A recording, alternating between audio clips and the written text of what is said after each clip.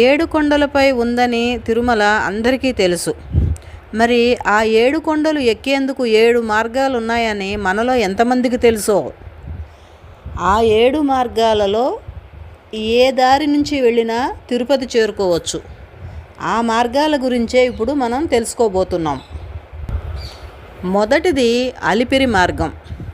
ఇది అందరికీ తెలిసిన దారే. తిరుమల వెళ్ళేందుకు ప్రధాన మార్గం కూడా ఇదే. బస్సులు, ట్యాక్సీలు, ప్రైవేటు జీబులు, ఇతర వెహికల్స్ అన్నీ అలిపిరి నుంచే వెళతాయి. కాలినడకన కొండెక్కేవారు మొదట ఎంచుకునే మార్గం కూడా అలిపిరి మార్గమే. ఎందుకంటే తాళ్లపాక అన్నమాచార్య నడిచిన మార్గం ఆ అలిపిరి మార్గం.